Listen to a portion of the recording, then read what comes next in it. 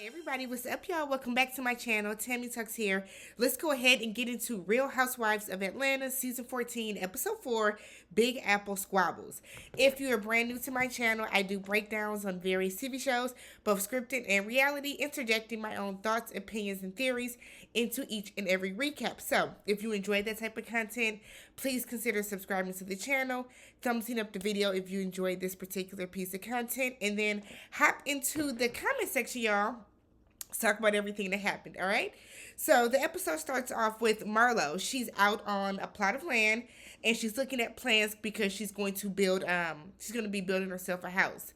So she invited Kenya and Sheree over because she wants to learn from their successes and hopefully not fall victim to some of the failures that they had while they were building their houses. So they're looking over the plans and Marlo's house has to be downsized. What is it, 1,500 or is it 15,000 square feet? So what that means is they're going to be ending up having to cut off some of her closet. So Kenya's looking over the blueprint, and Kenya's like, "Is your closet bigger than your bedroom?" Marlo was okay with that. Marlo has all these different closets, right? And she's okay with that. But what I did love is that she's giving her nephews their own bedrooms. They're going to have like their own little floor of the house. So like she's making plans for the future that involves them, which is super, super dope.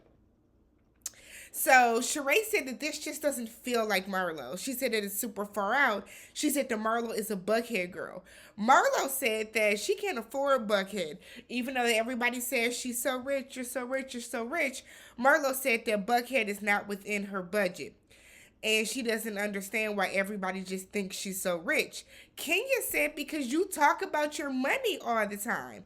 It starts to get a little spicy. And Marlo said, no, y'all bring it up. Marlo said that it is actually too personal of them to be asking her where does her money come from.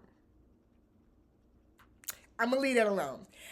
So Sheree said they then switch gears and they start talking about New York. Sheree is hoping that Tyrone is able to come. Tyrone does have to be in the house when the lights come on, okay? But he can travel within a 100-mile radius, and since New York is within that 100-mile radius, he can't come to New York. I think he just has to make some calls probably to his PO and get the proper channels taken care of. So we'll switch over to Candy. Candy and Todd are out walking through the neighborhood. Todd said that it's so much going on right now, not enough support. Candy says she understands where that's coming from. She laughs. Todd said, what's funny? Why do you always do that laugh? And I'm like, oh, y'all are already in the mood, okay? Todd is in the mood. Anytime somebody is irritated by a laugh, it's a mood, right? So Candy then says that she's trying to get everybody together to go to excuse me, to go see this play because excuse me, because she needs to get more butts in the seats. So even though the play is doing good, it needs to do a little bit better, or a lot of bit better actually, because they need to get a lot more ticket sales going so they can get out of the red and start to turn a profit on there. So Todd then says, while we're there, maybe we can go out and see the condo in Jersey. Candy just don't want to stay at the condo. She doesn't understand the point of the condo. She doesn't understand why Todd wants her to understand the point of the condo.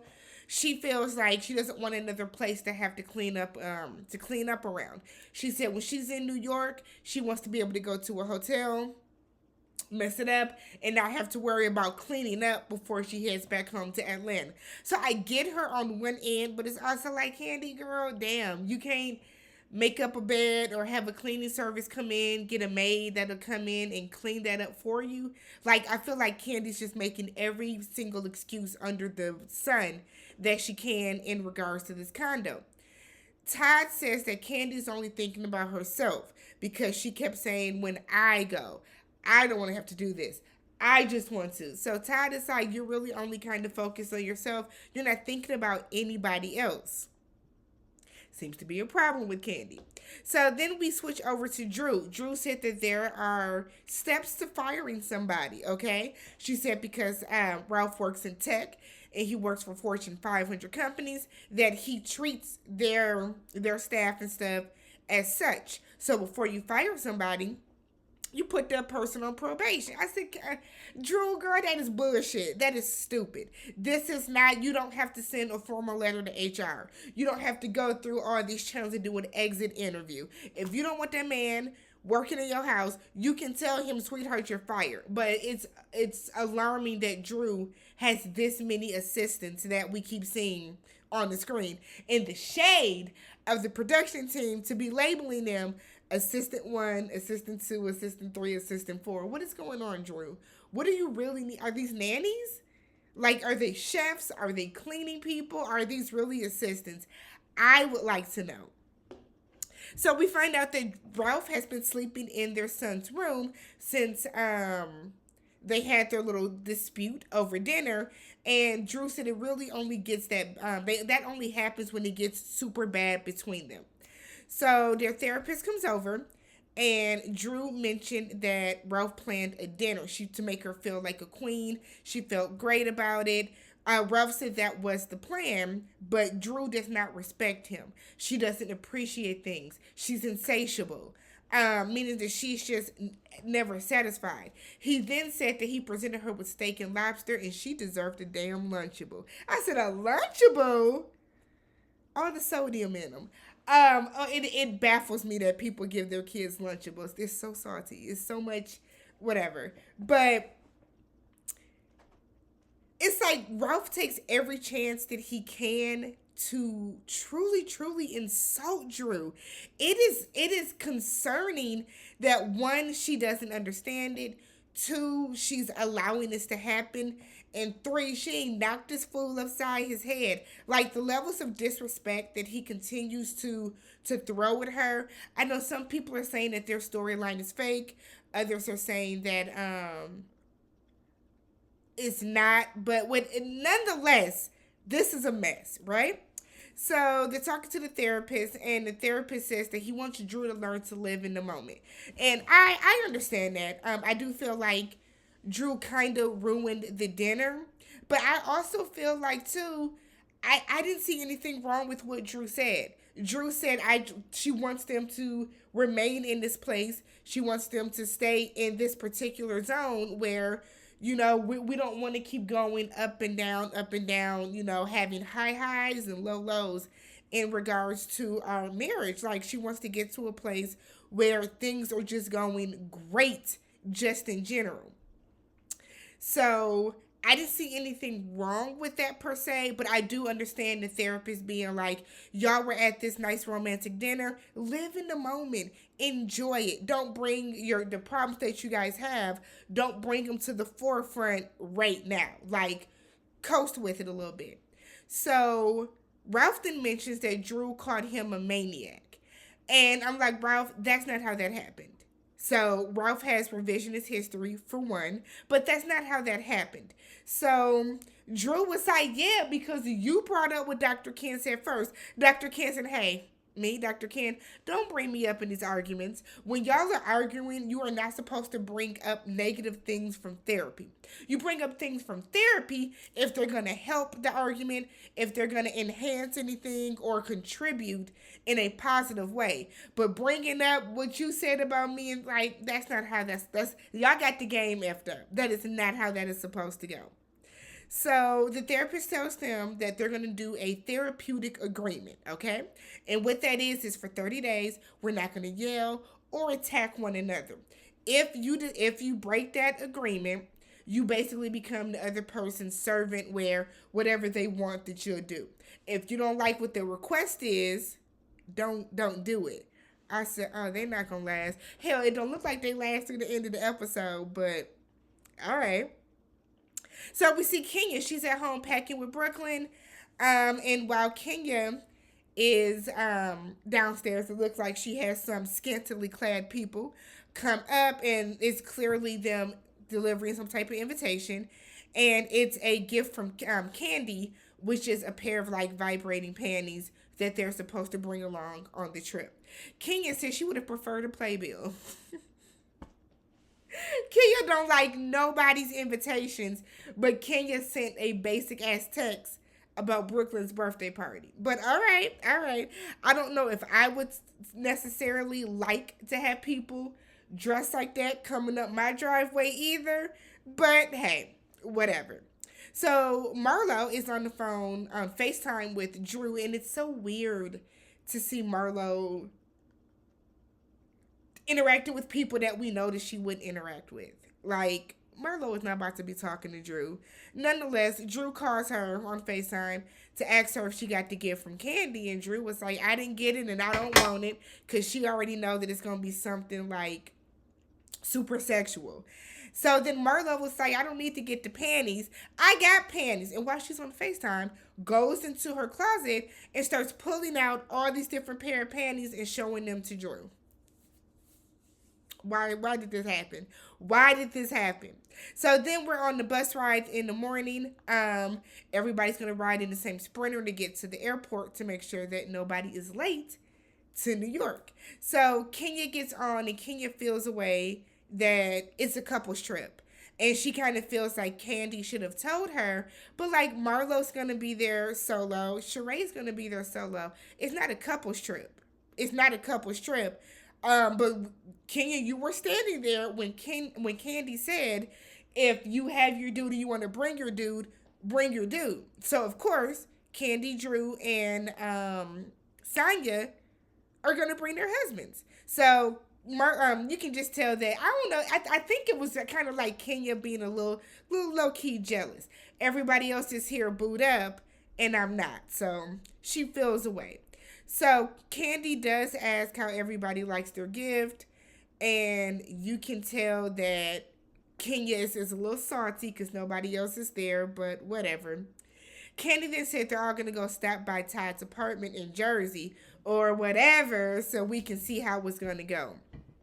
Todd was so sleepy on that bus, and I feel like they showed the lock screen, his password, when he was unlocking his phone. Like, they didn't pan away quick enough, I don't think. I mean, granted, nobody has his phone, but it's also like, let's do better, production.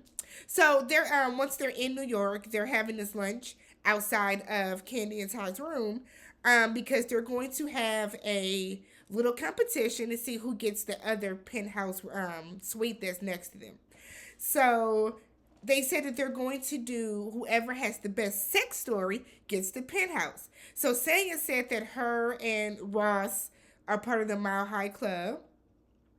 Marlo said at the zoo, and a giraffe licked her face. Everybody was like, girl, bye. Marlo said that she just wanted to make up some type of extravagant story. Sheree said at the Ritz-Carlton, I think she said the Ritz-Carlton, down by the pool in broad daylight, just boom out there. Ralph said him and Drew were in the ocean with the whales.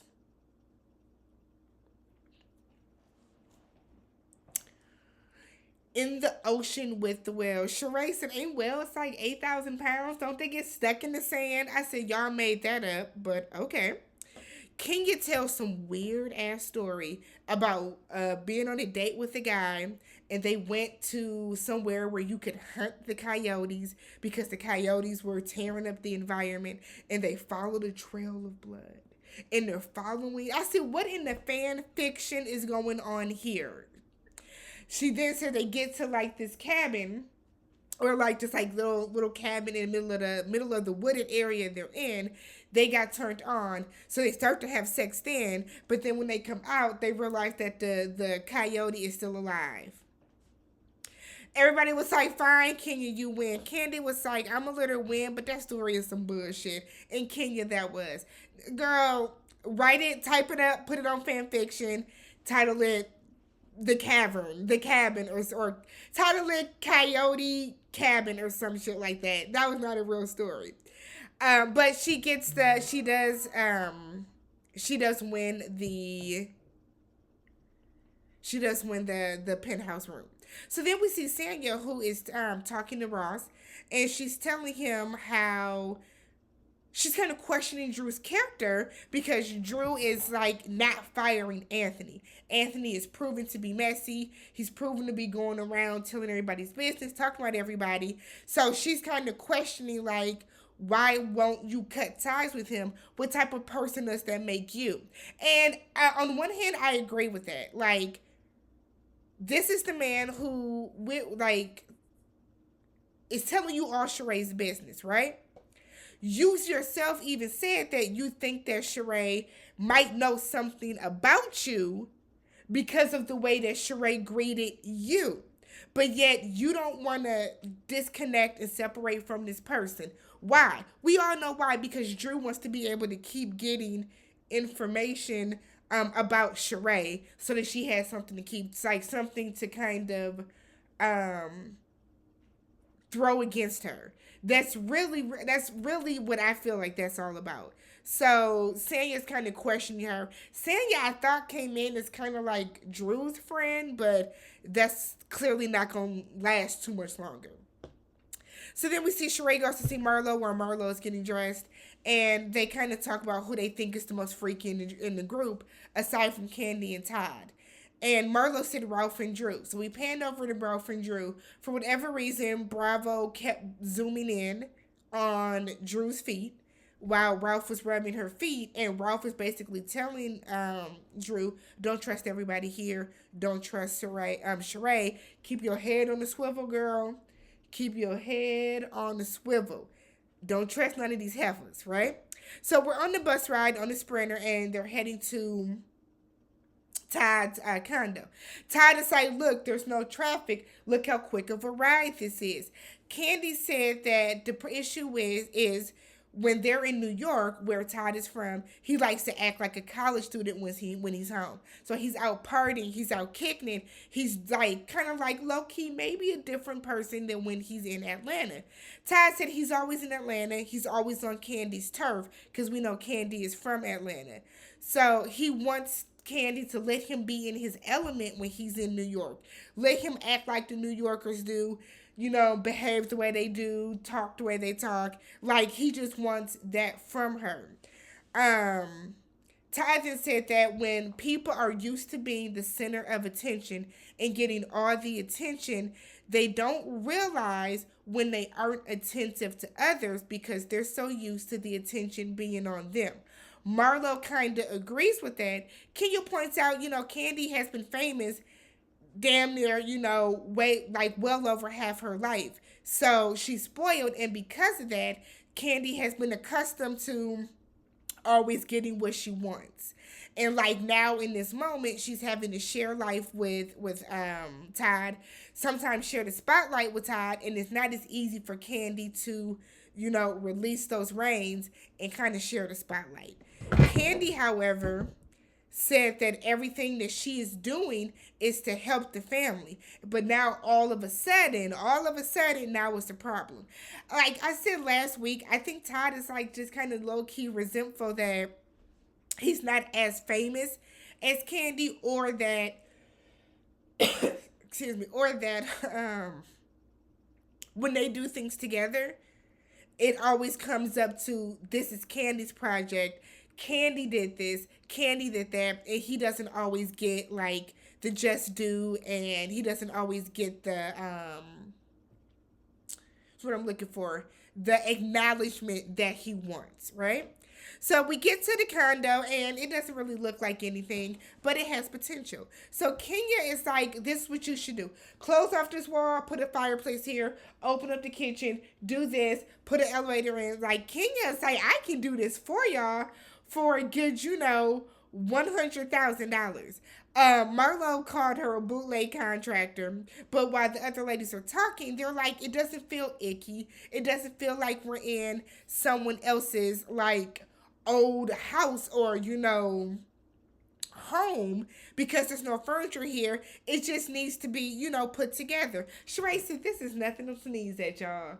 Okay? This isn't as fabulous as Marlo's house. This isn't as fabulous as Chateau Sheree, honey. But, Todd, in Todd's eyes, is something that he can leave for his kids. He wants to leave a legacy. He wants to be able to leave something down to them because he feels like, I'm on the other side of the tracks now because he's almost 50 years old. So they go to dinner, And I think it was Sanya that asked why Candy and Drew aren't wearing their wedding rings. And it's like, Sanya, why you being so messy? Why would you point that out? Like, why would you ask that in front of their, like, I didn't get it. So Candy said that she just doesn't really wear hers like that. She didn't really have a reason. Todd holds up his hand and it's like, I got mine on. Drew said that after the baby, they started to have some marital issues, so she just never put her ring back on. I think that's been a couple years, but I believe Ralph had his on, right?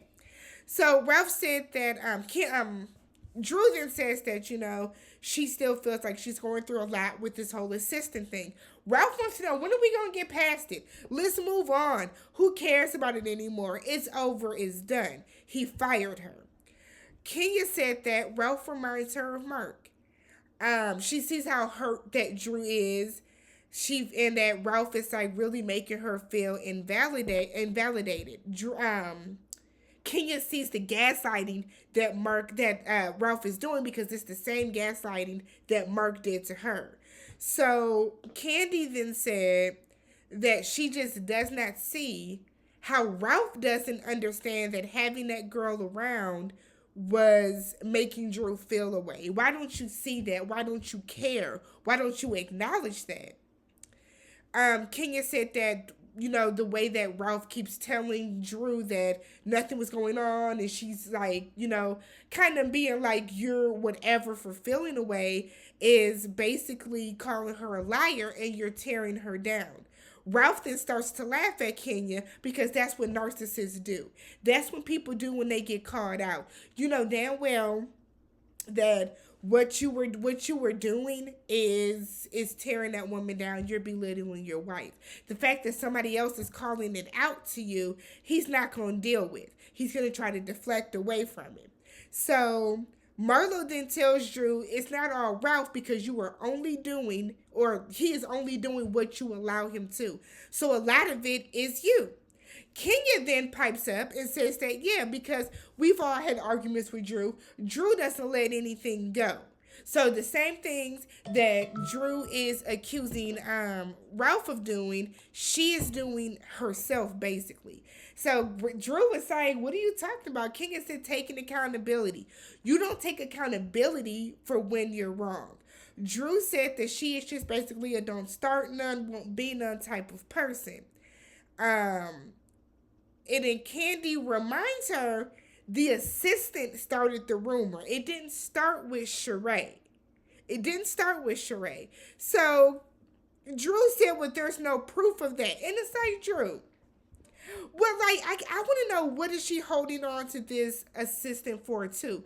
Now, one theory that I have is that the assistant knows, is she worried that if she fires that assistant's going to go and run his mouth all across Atlanta about her and Ralph's business? So Sheree said, hold my beer. I got something for that ass. So Sheree pulls out her phone and pulls up the picture that Anthony sent her of, I think it was Dennis. And it was like, I got some more dirt on him too. I got the scoop on him after he had already said that, Ralph was gay. So Ralph is kind of looking like, what? Who said that? And then that's kind of how the episode goes off. I thought it was a good episode. I really want to know why Drew won't let this assistant go. Let this man go. He's causing more trouble than is necessary at this point. But Drew, I don't know. Does Drew have Stockholm Syndrome? What is going on? Let me know what you guys thought about the episode. Don't forget to like and subscribe. Catch you guys in the next one.